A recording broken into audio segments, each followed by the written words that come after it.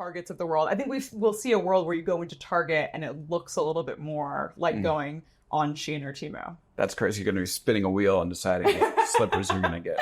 Maybe not quite, but there's going to be more. I'm ready for that. I'm ready for it. You're ready to walk into a Target and spin a wheel for a discount? To spin for a discount. Nice. That I would do fun. it. I'd be back more often. Let's talk about how Amazon is facing what may be its most serious challenge yet, as Chinese retailers Shein and Temu make inroads in the United States and elsewhere. All that and more coming up right after this.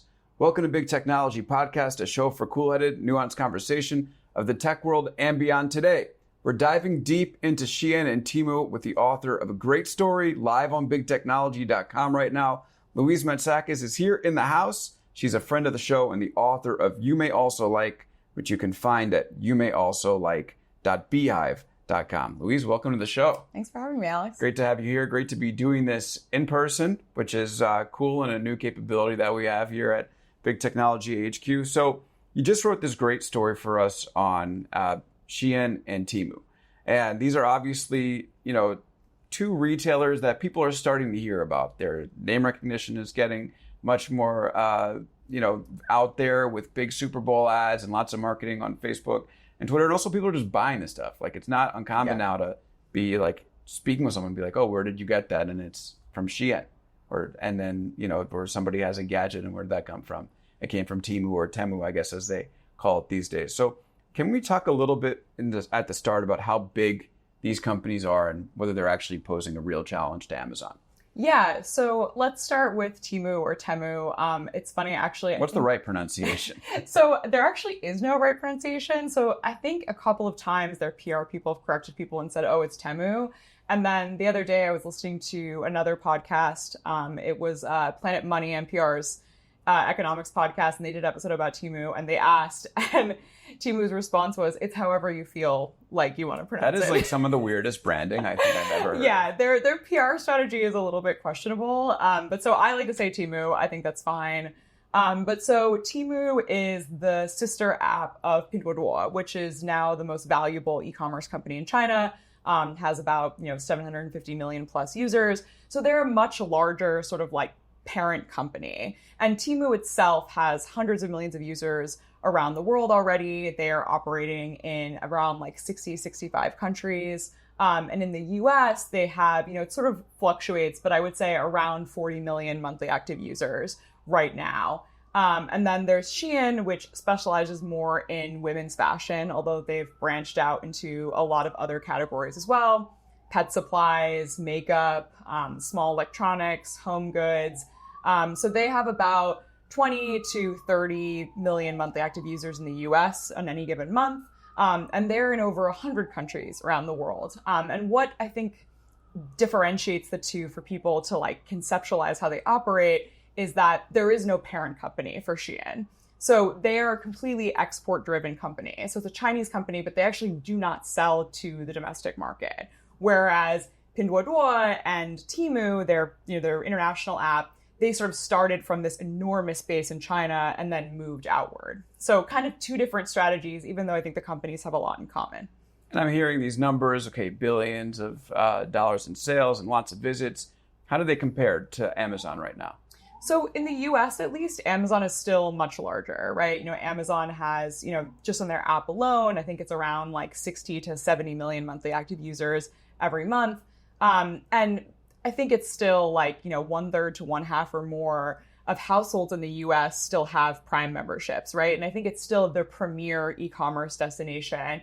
But you're really starting to see Shein and Temu start to take some of that market share away. And I think the reason that Amazon is the correct comparison in my mind is that we're often talking about the same type of stuff, right? In the sense of like these sort of unbranded, $15 to $50 sort of small home goods items, right? It's like, I think one of the things I always think about is like the plastic spatula, right? Or like the shower curtain.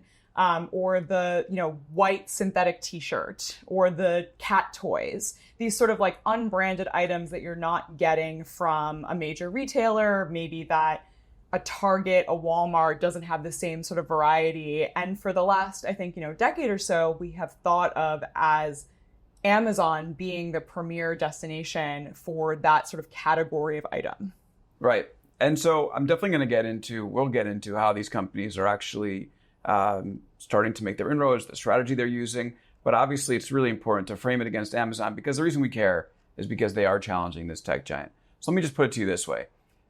Does trying to take these low-end items away from Amazon actually really pose a threat to that company? I mean, the company is retail-oriented, but obviously a lot of the energy within Amazon is moving to Amazon Web Services. And I think the company will be able to survive if it doesn't have this low-end stuff. And maybe it's going, maybe it's international expansion is really the stuff we should be thinking about in terms of the hit here. So why should we care if we're looking at these companies? I think we should care because the sort of most consumer-facing aspect of Amazon has been its retail business. And I think that its retail business is what affects the everyday American in their lives, right?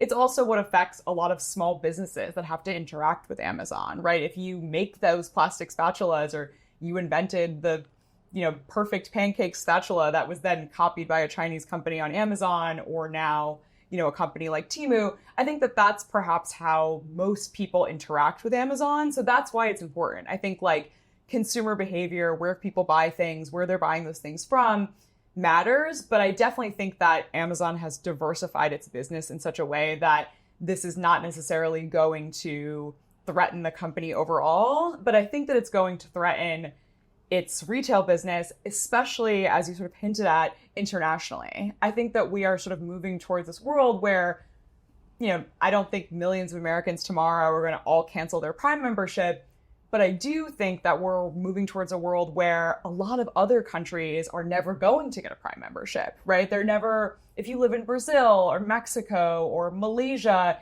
I think that the Shein and Temus are going to be much more successful in those markets. And America is sort of going to continue to be this, this exception where we are paying $120 a year to, I think it's 120, maybe it's 130 now. I actually don't have an Amazon Prime membership. Yeah, I also canceled. Yeah. Yeah, so maybe we're, we're sort of the early ones who canceled. It's $139 a year. It's $139 a year now, where a lot of people are still paying that price for the 2-day shipping from Amazon, whereas I think a lot of countries are never going to go in that direction. And we're already seeing Shein and Temu catching on in a lot of sort of these emerging or middle income markets. And the headline on your piece is how Shein and Temu snuck up on Amazon.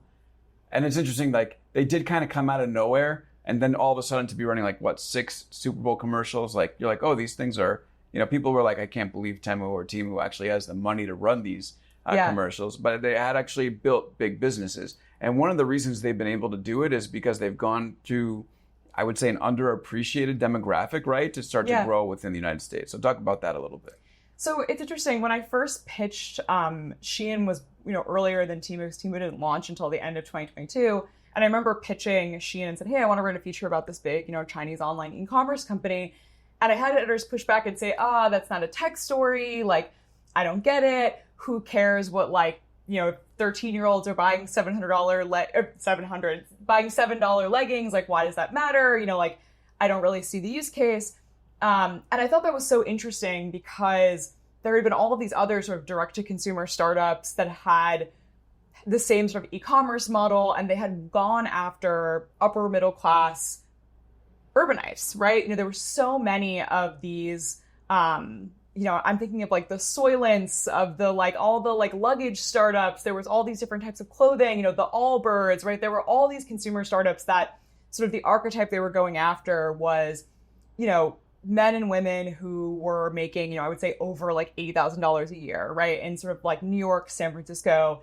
And in a lot of ways, Shein and Temu went after the opposite of that demographic. So a lot of times I'll talk to someone in New York City or in Los Angeles where I live, and they'll say, oh, my aunt in Texas loves Temu.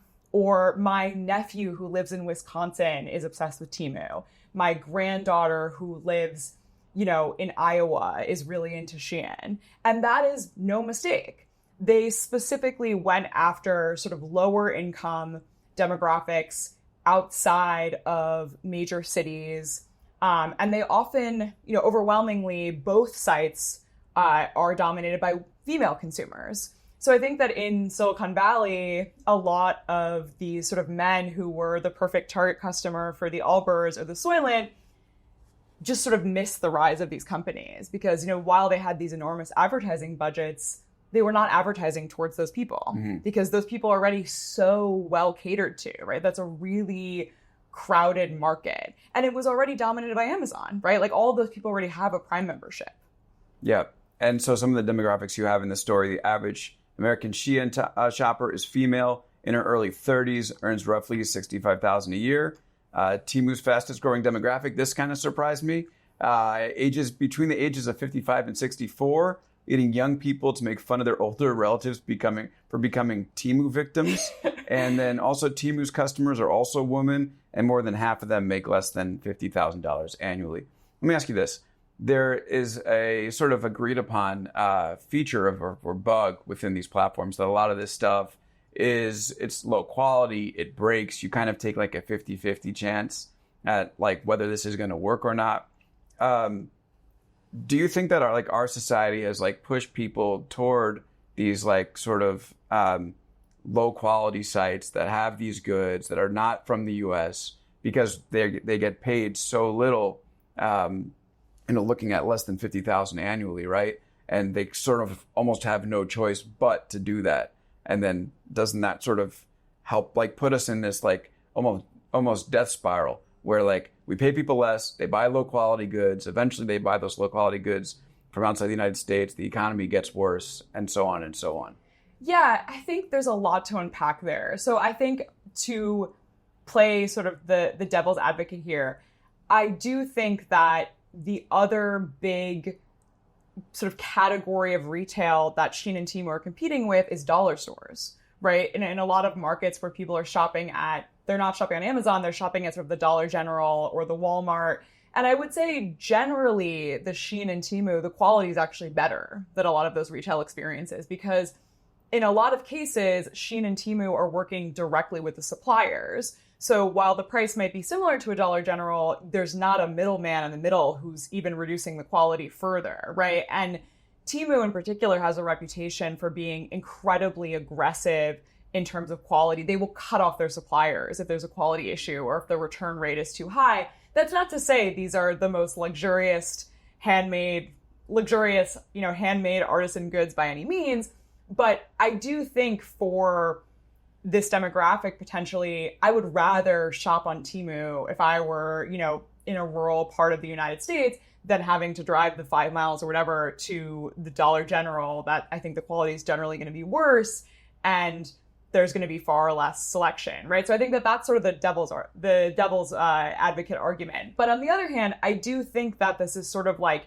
the hyper rise of this incredible level of consumerism. And I think that there is sort of an inherent darkness and trepidation that a lot of people have. And I think that, as a China reporter, what I've sort of seen is that get tripped up and mixed into sort of like xenophobia, right? And sort of this like, oh, because it's made in China, it's inherently bad. And so I think I'll feel better if I shop at this other site where like everything is also made in China, but it has a nice American name that I know how to pronounce.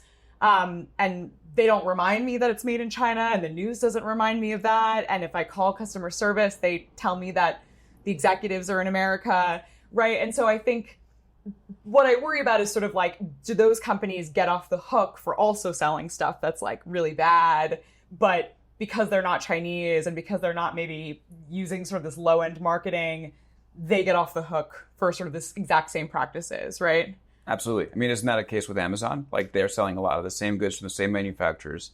We're going to get into the human rights stuff, but they have the same human rights problems. Totally. I think it's really true that Amazon sort of originally pioneered a lot of what Temu and Shein are doing, and that like these are both marketplaces, right, where they're working with thousands of different suppliers, and that's why they're able to have so much selection. That's why the selection changes so often, and that's what Amazon did, right? And a lot of Chinese manufacturing towns and Chinese suppliers learned how to cater to the US market because of Amazon, right? So like we're all now used to going on Amazon and seeing these like, you could buy a cup or something that would be a sort of weird string of letters and it was some like Chinese company, right? And they sort of took off the veneer of like maybe a few years before that you would go to Target and it would have some cute name, right? Because there was a middleman. There was a US middleman that was sort of hiding the reality of this stuff being made overseas. And now sort of that veneer is gone. It's easier to sort of see into like, oh, like this is all coming from China and there's so much of it and it's under all these weird brand names. And, you know, how am I supposed to feel about that as a consumer? Yeah. Well, we should talk about the human rights thing because it is an issue, right? Like there are noted human rights violations that these companies have been involved with. And it's almost like, I think about, okay, so like on one hand, maybe we shouldn't single them out for human rights violation. Like they're maybe no worse than some of the suppliers on Amazon. On the other hand, like, why is it so freaking hard for us to have a supply chain that like doesn't rely on slavery? It's crazy.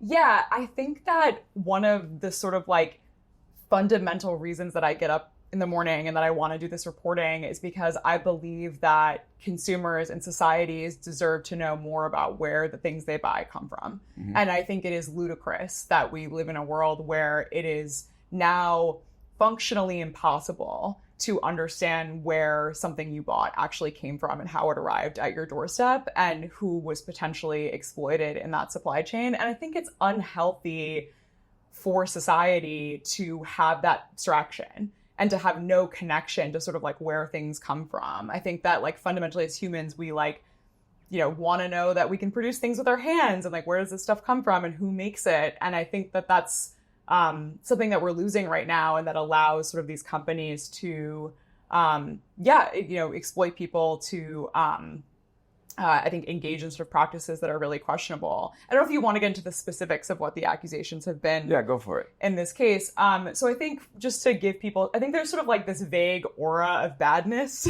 That's exactly the right way to describe it. Yeah, and I think it's worth just sort of like being very specific. So in the western region of China, there is an area called Xinjiang where an ethnic minority called the Uyghurs have been persecuted for a long time, and around 1 to 2 million of them have been put into camps.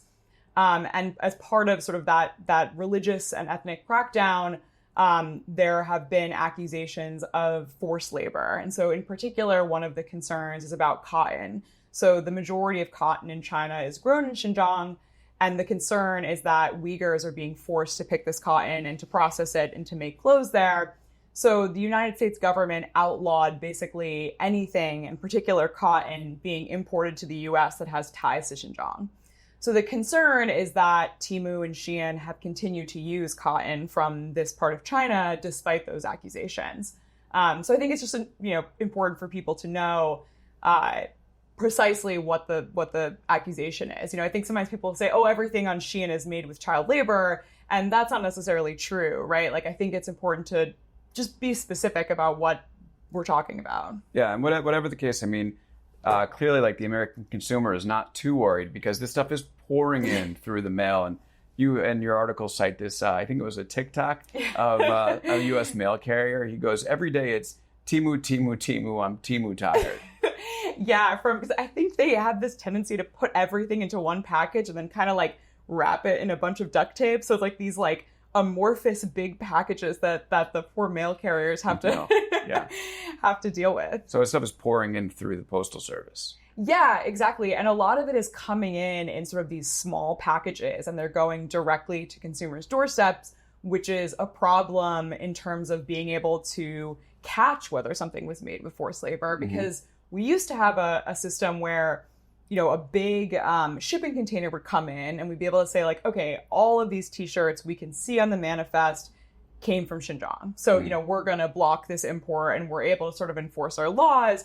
But when instead of that big shipping container, you have 2,000 tiny little packages that are going all over the US, it's a lot harder to sort of do any supply chain policing.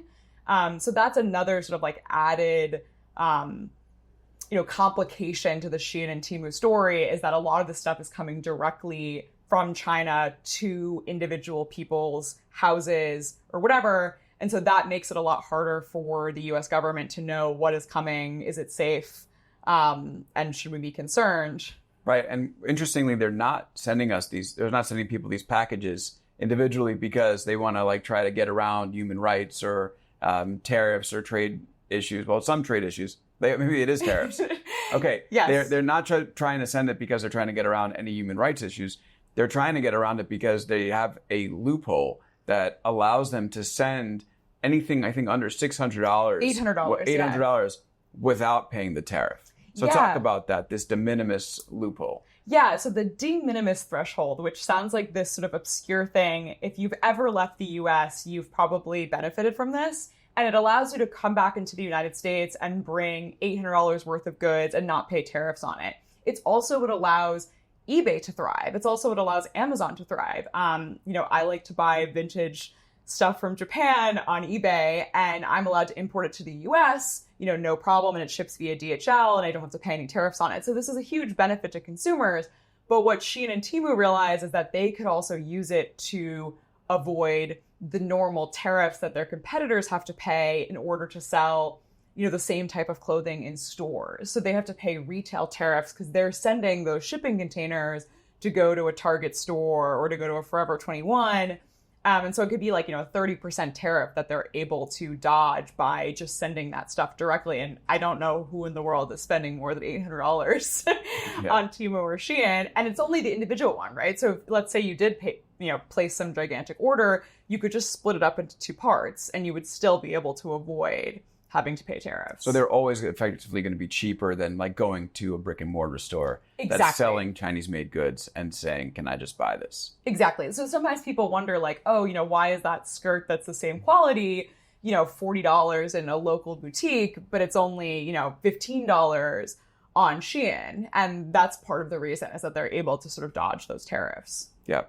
Louise Matsakis is here. She's a friend of the show and the author of You May Also Like. It's at youmayalsolike.beehiiv.com. She also has a story up on bigtechnology.com. Just went up this past week, how Shein and Temu snuck up on Amazon. It's free and available to everybody to read, so I definitely hope you go check it out.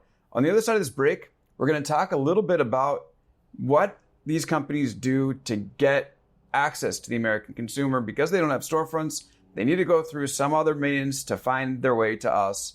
And that, of course, is social media advertising. So we're going to talk about how important they are to Facebook's business, a little bit more on their supply chain, and maybe we can talk a little bit about whether they're going to get banned and whether TikTok is actually going to get banned on the other side of this break. Back right after this.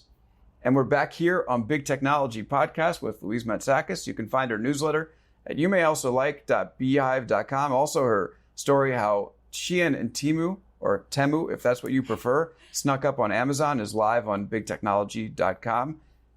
These companies have also, so they don't have storefronts, right? So, we know that they are able to sell items cheaper than, your typical retail store with a storefront, cheaper than maybe even the dollar store. But they have to find a way, like they have to set up a digital storefront that has to have traffic. And the way to get that traffic is Facebook ads. So how important are they to the Facebook ecosystem, and how have they been able to make this work in their system? And by the way, as we talk through this, it's just amazing because you think it's like this kind of silly casino-like, retail experience, but actually every little intricate piece of their business model is very well thought out and positioned in a way to take advantage of the American system.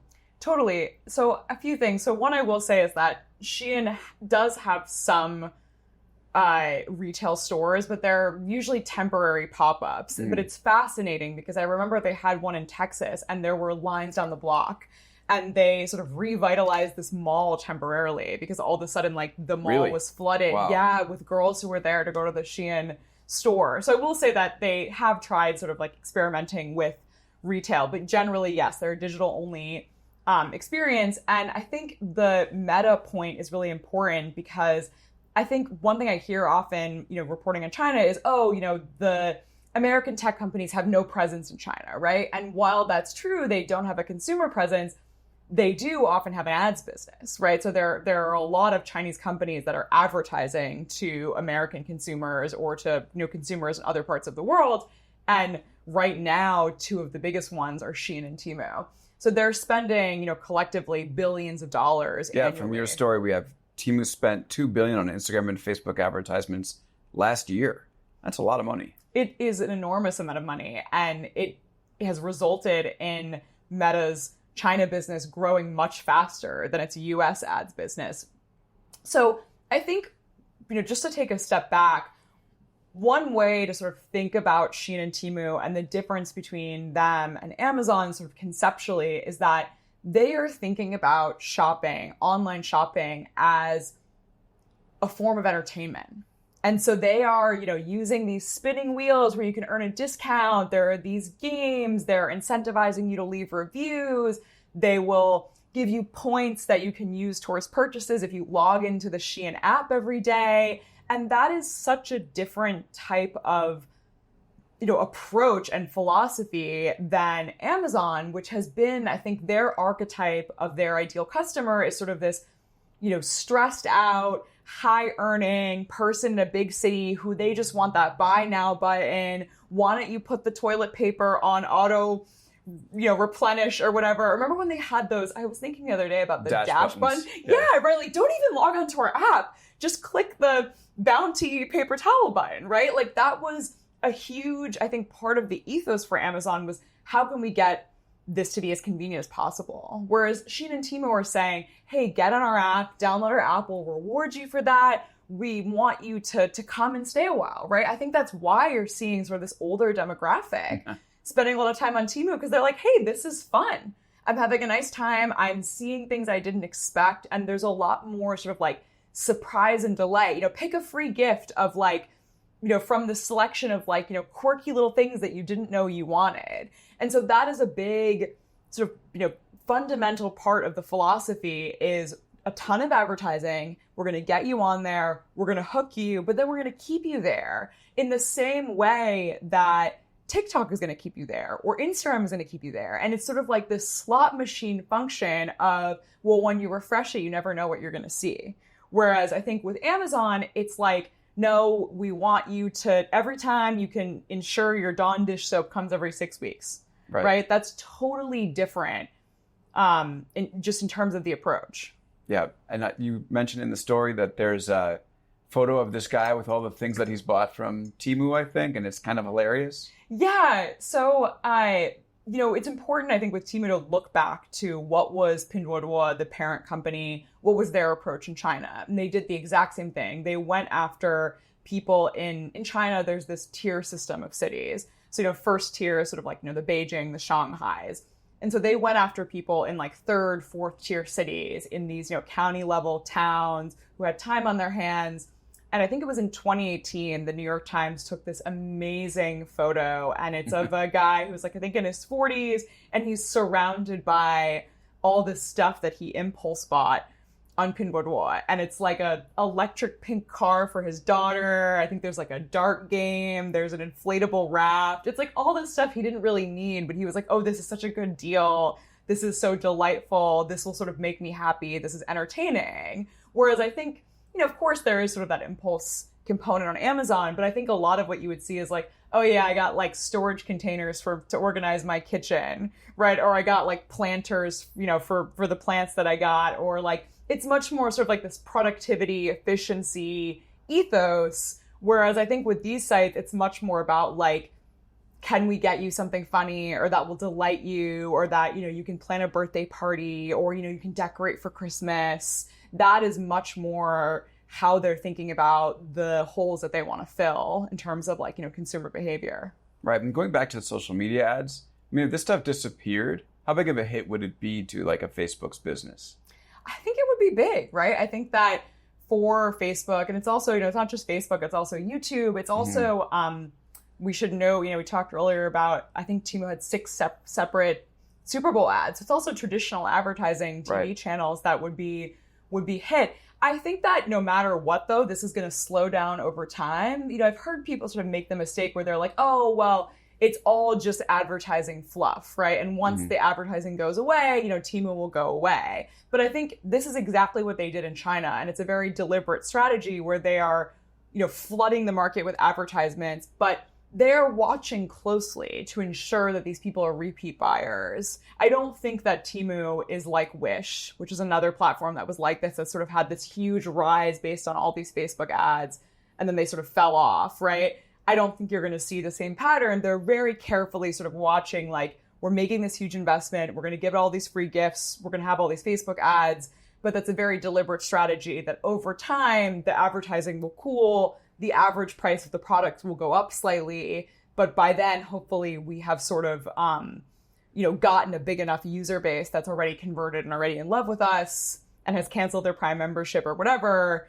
And so we have a sustainable business. Yeah, and it sounds a lot like TikTok's strategy. And before we talk about TikTok, I just want to note that Louise's story was at the Top of Tech meme over the weekend, and Road Tech meme the whole weekend, which was great. Our first contributor to make it there, so we appreciate that. And folks at home, if you don't know what Tech meme is, it's my go-to site for finding out what's happening in the tech world as it's happening.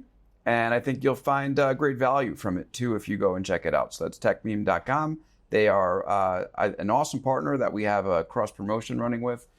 Big Technology Podcast. I think this episode is going to be on their homepage, and I'm grateful for it. They're a great site, so it was very cool to see your story up there. I've been a reader over for the a weekend. long time. Definitely. So. Okay, so let's talk about TikTok. I mean, this strategy that you talk about, go big on ads, like that, and then hopefully you have a sustainable business that you don't need the advertising. So Propel sounds exactly like TikTok. I mean, TikTok basically built its business on the back of running Facebook ads and sending users to its app. So talk a little bit about the overlap here. Is this just like a strategy that apps in China have employed to enter the United States?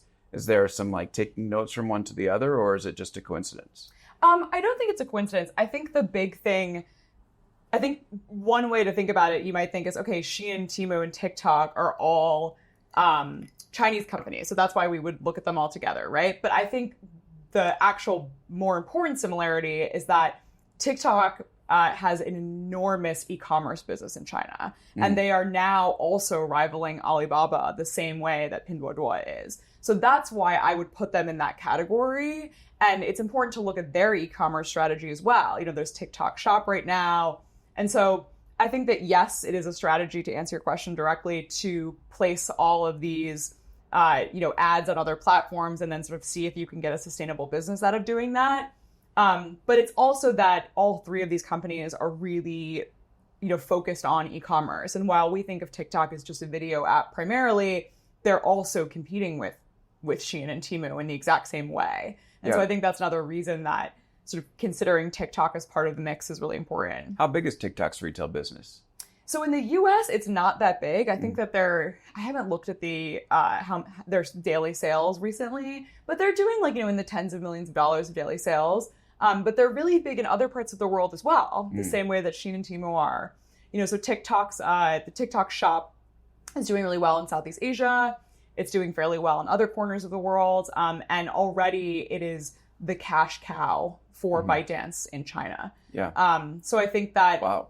Yeah. So I think people miss that. And I think it's important to sort of look at that as part of the mix. And also they're selling a lot of sort of these household goods, these sort of smaller ticket item priced, these smaller ticket item priced products that are also made in China, right? So I think that's another avenue. And I think, again, they also have this ethos of shopping being entertainment, right? Versus shopping being something you just try to get done as quickly as possible and move on with your day, right? It's this idea of engaging with these businesses, having a laugh before you click order, right? Or, having a little bit of fun, spending time looking at these products over and over again before you actually buy. I think all three of those companies really are going in on that idea as being their thesis. And so far it's bearing out. So do you think U.S. regulators, the U.S. Congress is going to look at these two sites, Shein and Temu, and say, wait a second, the same concerns we might have had about TikTok, we might have about these two, whether it's a challenge to American competitiveness or maybe data, I don't know, influencing culture. And is there a chance that we're going to see a same progression go on with Shein and Temu? I think so. So you're already sort of seeing some hesitancy on Capitol Hill. There was a big AstroTurf campaign against Shein in Washington, D.C., where I can't remember exactly what their ridiculous tagline was, but I think it was Shein is the needle and TikTok is the drug. And it was trying to connect the two to being some sort of nefarious influence. We don't know because it was a dark money campaign. Okay. And you're already seeing, Shein originally wanted to IPO in New York. Mm-hmm. And you're already seeing the Securities and Exchange Commission sort of slow roll their application, not engage with them. And they're starting to look at IPOing in London maybe instead. So you're already sort of seeing rumblings of, displeasure and sort of hesitation about these companies in Washington. And I think that there's no reason that wouldn't continue to escalate. The question is, are we going to just keep playing whack-a-mole with these Chinese apps, right? Like, I don't know if that's a good strategy. And I think that there's maybe some hesitation among certain lawmakers about whether that's really a good path to go down necessarily. But you're definitely starting to see the rumblings of them being the next TikTok. Okay, but I have one more question about TikTok, and then we're going to go back to these two. Is TikTok actually going to get banned? I mean, I know they passed the ban, and apparently the clock is ticking. There's like 10 months. Do you think we're going to get to a point where they're actually going to sell or get banned, or is this going to end up in lawsuits and just delayed indefinitely? I think it's going to be delayed indefinitely because of the lawsuits, but I have concerns, I guess, about whether or not the Supreme Court would strike down such a lawsuit on First Amendment grounds. I think that they might have some sort of convoluted First Amendment argument that would allow the ban to actually take place. But even if it did, I'm still unsure about the actual mechanics of, like, will the app just keep working if you've already downloaded it? Will we see sort of like this surreal moment where Americans are downloading VPNs to use apps that have been banned the same way that people in China do that, right? So I don't foresee a world where we can't actually access TikTok.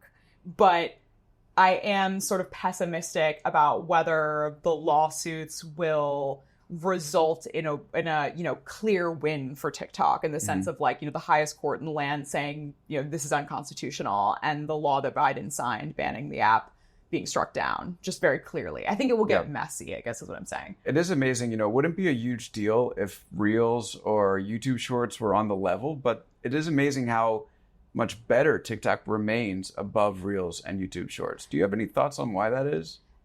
So I actually do. So last night I deleted TikTok from my phone and I very specifically said, I'm going to really give Reels a shot.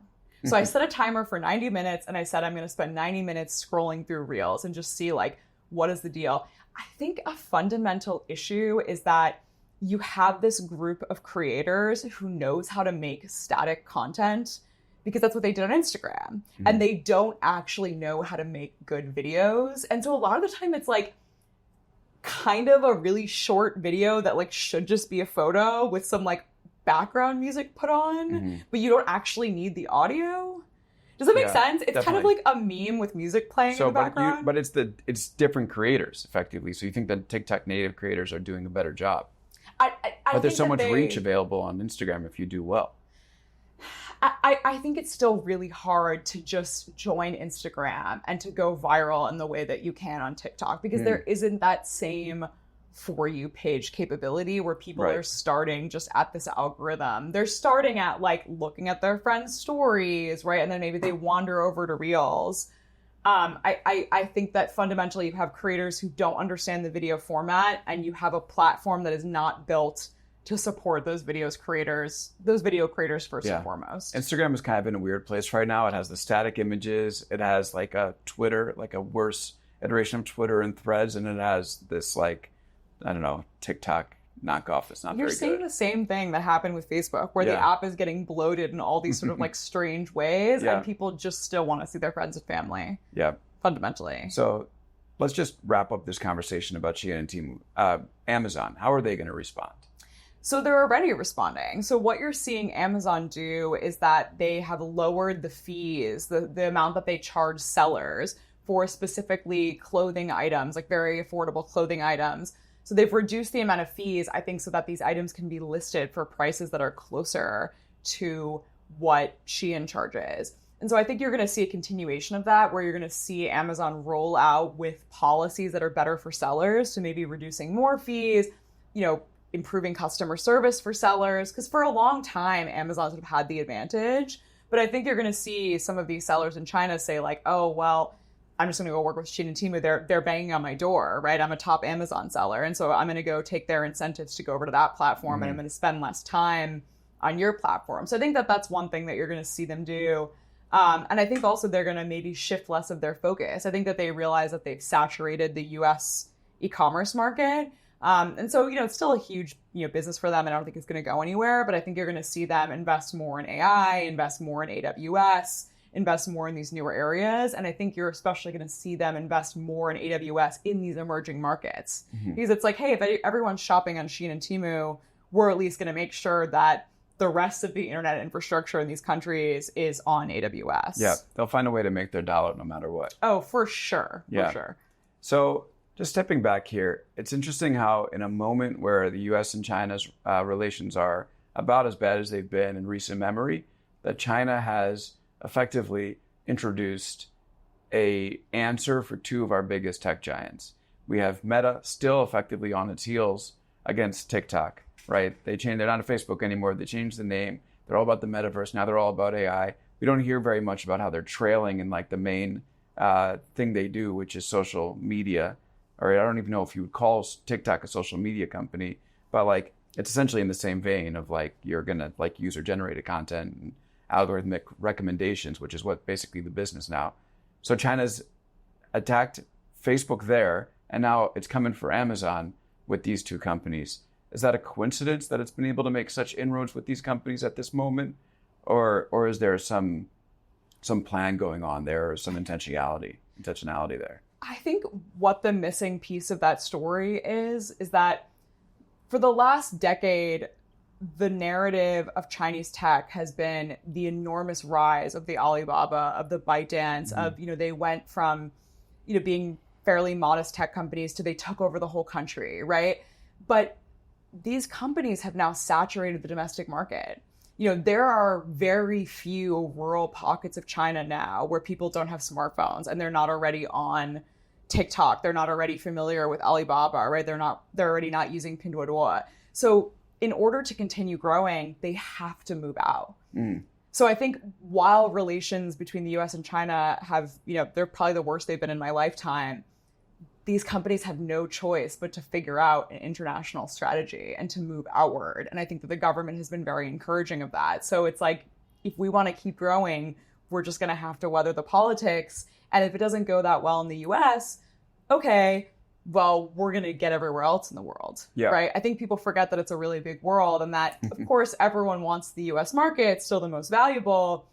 You can maybe learn a lot of lessons there that you can apply to Mexico, that you can apply to Brazil, that you can apply to Thailand or Vietnam or these emerging markets where I think they have a lot more in common with the Chinese domestic market in a lot of ways.